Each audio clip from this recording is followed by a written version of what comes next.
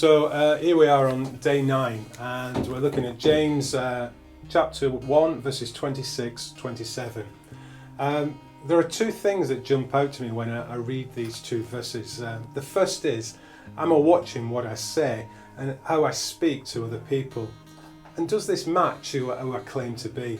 It's so easy, isn't it, to say a few words and wish we could take them back even before they've left our mouth.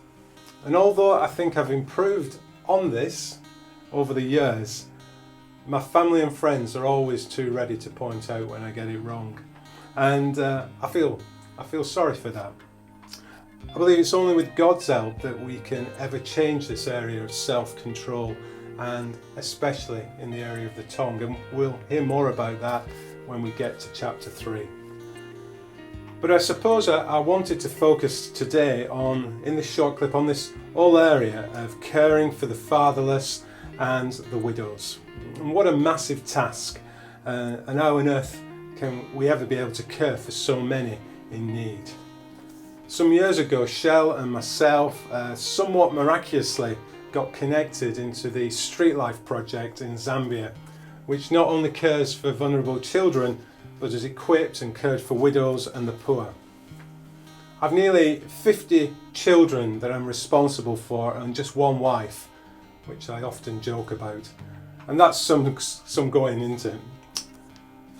I feel responsible for the welfare and care of these children and their future and these orphans. And today the reason I've put this shirt on is that today I'm actually flying back from Zambia after this last 2 weeks out there with Paul Longson. And there's going to be more about our trip and our journey over there in the future.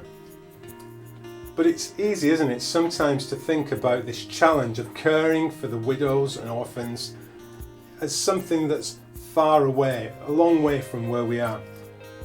But I challenge us today to consider those who are in need right here in our communities, wherever that is, within our church body even. There are people right on our doorstep that need us to make a difference in their lives, in their families and in their situations. It may be befriending a widow or a widower. It could be helping a young family cope. Maybe helping out with something like our Care and Share project and feeding families. It could be helping others that need help with their finances through something like the Cap Money scheme, for example. There are many ways that we can live out our faith right here and right now. And the question I have for us today to think about, will we do that? Will we make that difference?